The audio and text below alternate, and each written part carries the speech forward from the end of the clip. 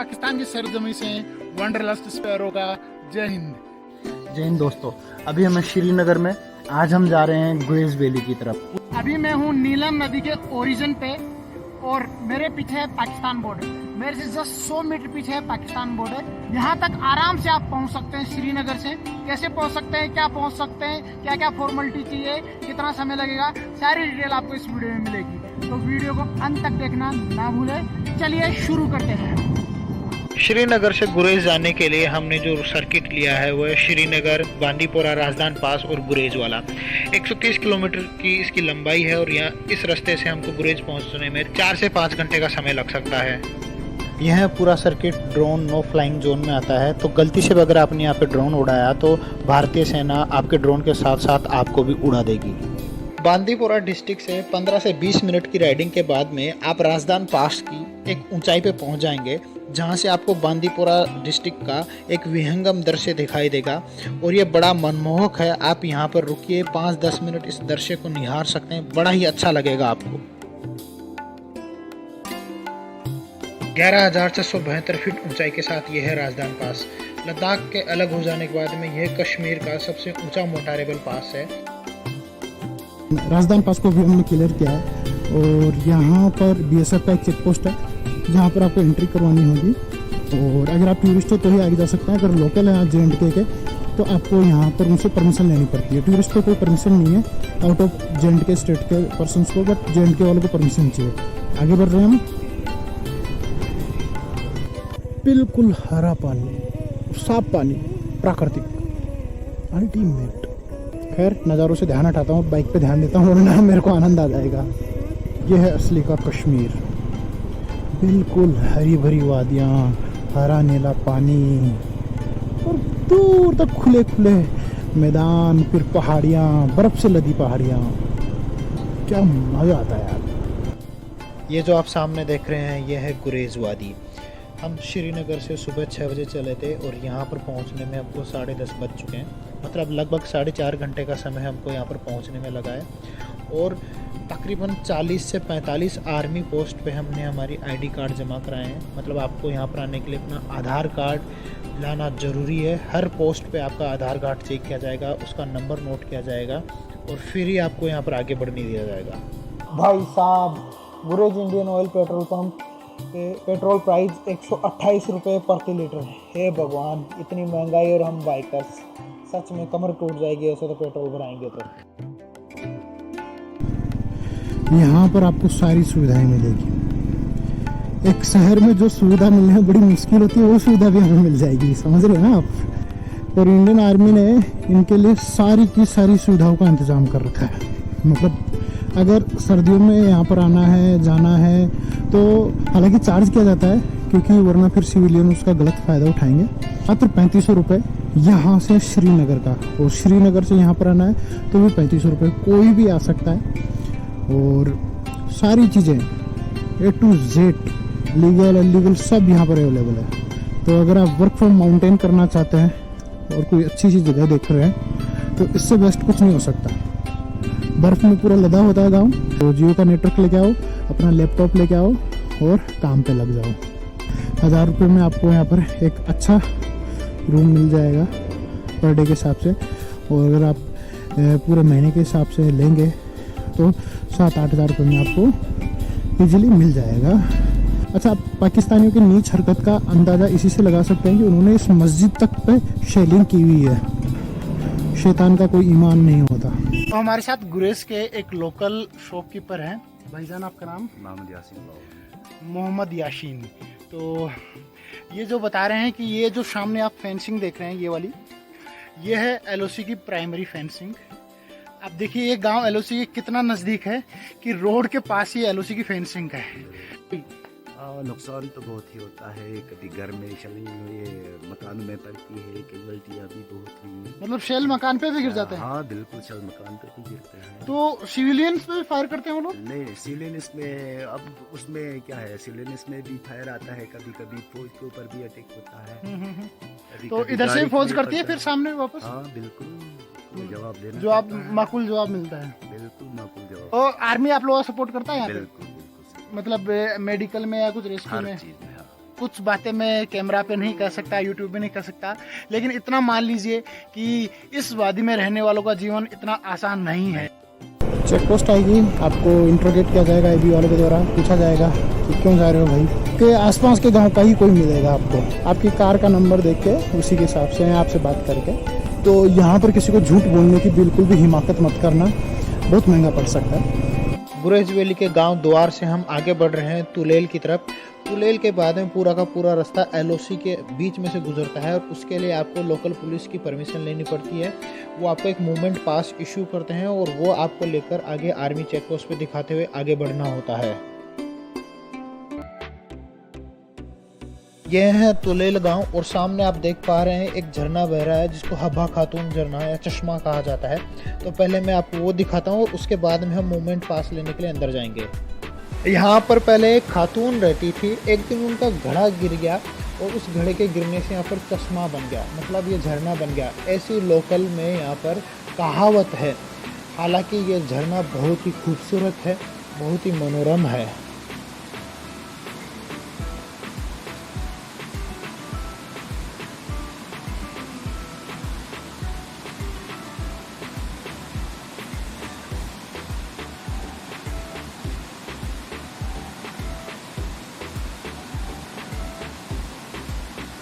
आगे एक चकवाल पोस्ट है जहाँ तक जाने दिया जाता है सिविलियंस को, और वो पाकिस्तान बॉर्डर से केवल 15 मीटर ही दूर है। मतलब हिंदुस्तान और पाकिस्तान का जो गांव है उन दोनों में केवल 15 मीटर का फ़र्क है, लेकिन वहाँ के लिए आपको चाहिए स्पेशल परमिशन, और वो मिलती है आपको जे पुलिस की तुलील चेक पोस्ट से।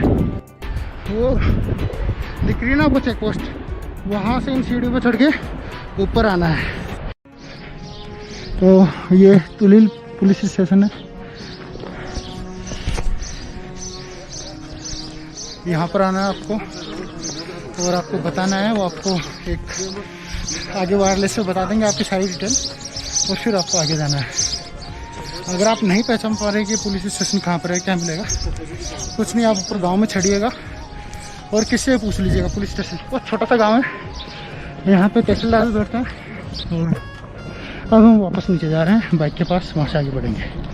चाहे बाइक हो या इंसान, सबकी नीचे उतरते वक्त लगती है जान।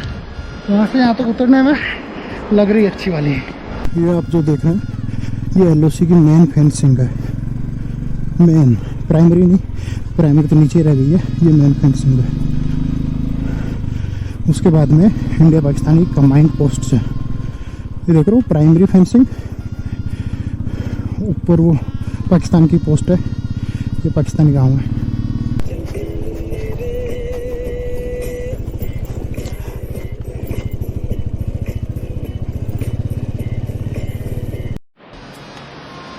ये एलओसी की वायरिंग है और वो जो सामने आप पीक देख रहे हैं वो पाकिस्तान का पीक है और वहीं पे पाकिस्तानी चेक पोस्ट भी है। जय हिंद दोस्तों, पाकिस्तान की सरजमी से वंडरलस्ट स्पैरो का जय हिंद। ये जो आप देख रहे हैं ये एलओसी की फेंसिंग है, साइड इंडिया है, इधर पाकिस्तान है। अगर आप इस रास्ते पे जा रहे हैं तो गलती से भी ऐसे रास्ते पर ना जाएं जहां पर वाहनों के टायरों की निशान ख़त्म हो रहे हो या फिर बिल्कुल ही नहीं हो, और गलती से भी पहाड़ के ऊपर राइड करके आगे जाने की ना सोचें। आप सीधे सीधे पाकिस्तान में लैंड हो जाएंगे और वो आपको तुरंत पकड़ लेंगे। अब ये उनके मूड पे निर्भर करता है कि वो आपको छोड़ दें या फिर वो वहाँ पर आपको कैदी बना के भी रख सकते हैं। तो इस बात के लिए सतर्क रहें, आर्मी वालों का कहाँ माने। यहाँ पर हुआ क्या था वो मैं आपको बताता हूँ। मेरे मोबाइल में नेटवर्क आ रहा था, जियो का नेटवर्क जो है पूरे सरहदी इलाके में आता है, तो मेरे मोबाइल में नेटवर्क आ रहा था और फिर मैं आगे बढ़ता गया। अब जो हमारा इंडियन गूगल मैप है ना, तो उसमें है ना कोई ऐसा बाइफर्केशन नहीं है एलओसी के लिए, क्योंकि जो पीओके वाला एरिया है वो भी इंडिया में ही दिखाता है। तो मैं चलाता जा रहा था पत्थरों पर, मुझे पता भी नहीं चला और मैं आगे बढ़ता गया। अचानक से लगभग मैं 800 मीटर अंदर आ चुका था पीओके के, और मेरे को आवाज़ आई, जनाब अपनी शिनाख्त बताइए वरना आपको शूट कर दिया जाएगा। तो जैसे मैंने देखा चारों तरफ काले वस्त्रधारी खड़े थे, मैं कि फंस गए, रेंजर्स हैं तो मैं पहचानता हूँ उनको। और उसके बाद उन्होंने मतलब वो सारा इंट्रोगेशन का सारा प्रोसेस हुआ, लगभग 2-2.5 घंटे तक उन्होंने पूछताछ की। फिर इंडियन आर्मी ने जब कोऑर्डिनेट किया और उन्होंने सारा का सारा किया। तो 2-2.5 घंटे हमने यहाँ पर बिताए। शायद वो हमारे मेरे जीवन के सबसे खौफनाक समय में से एक रहेगा। मतलब एक एक सेकंड एक एक मिनट का समय मेरे को पता चल रहा था उस वक्त। यहाँ मैं 800 मीटर अंदर तक पाकिस्तान में घुस गया था और रेंजर्स ने मेरे को अपने कब्जे में ले लिया। फिर वही इंट्रोगेशन, वही मारपीट। लगभग 2-2.5 घंटे के बाद में इंडियन आर्मी की मदद से मेरे को यहाँ पर रिहा किया गया और रेंजर्स ने कहा कि बेटा शुक्र मनाओ, अभी सीज़ फायर चल रहा है इसलिए हम आपको आज़ाद कर रहे हैं, वरना आपके कोई चांसेस नहीं थे कि आप यहाँ से जा सको। तो मैं आप भाई लोगों से सभी से यही निवेदन करना चाहूँगा, इस रास्ते पर जब भी आए तो पूरे निर्देशों का पालन करें। 2 घंटे के इंट्रोगेशन के बाद में उनको लगा कि मैं नॉर्मल एक ट्रेवलर ही हूँ। उन्होंने मेरे मोबाइल में सारी फ़ोटोज़ देखी मेरी घूमने की, जो कि मैं स्पीति और कश्मीर से खींच के लाया था।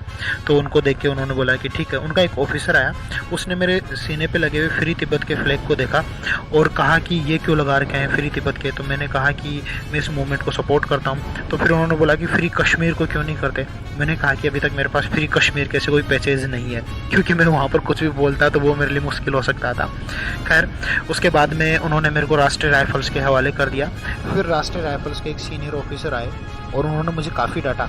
फिर उन्होंने आधे 1 घंटे तक मुझे समझाई सारी चीज़ें कि ऐसा नहीं होता, ऐसा करना होता है, क्यों नहीं बात मानी तुमने। मैंने उनसे क्षमा चाही। फिर उन्होंने मेरे मेमोरी कार्ड से जो फुटेज डिलीट कर दिए थे पाकिस्तानी को वापस रिस्टोर करवाया और अपने सिस्टम में ले लिया। मेरे बाइक पे पीछे उन्होंने एक जवान को बिठा दिया और कहा कि इसको चकवाली तक लेके जाओ और उसके बाद में सीधे गुरेज से पहले कहीं छोड़ना मत।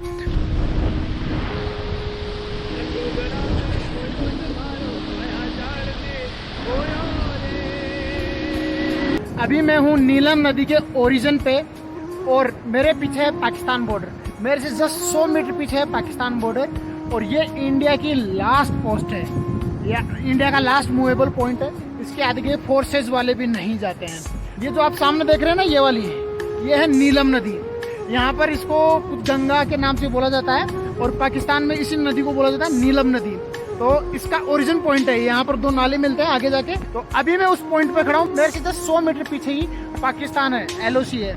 LOC के पीछे ये अभी मैं LOC के बीच में खड़ा हूँ। अगर आप सामने ये जो देख रहे हैं ना, ये LOC की वायरिंग है। मतलब इसके उधर जो है नॉर्मल लैंड है, ये LOC लैंड है जहाँ पर मैं खड़ा हूँ। और ये इंडियन आर्मी की पोस्ट है। मेरे से जस्ट 100 मीटर पीछे पाकिस्तान की पोस्ट है।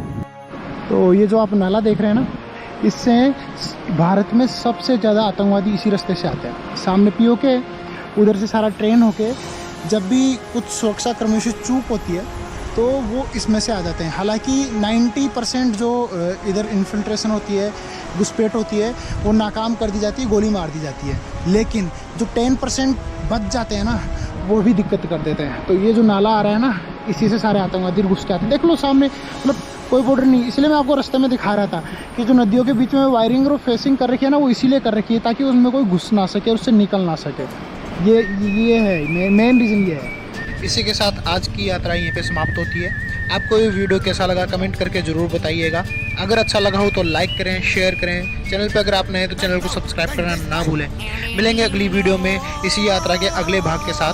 तब तक आप लोग स्वस्थ रहें, व्यस्त रहें, मस्त रहें। धन्यवाद। जय हिंद, जय माँ भारती।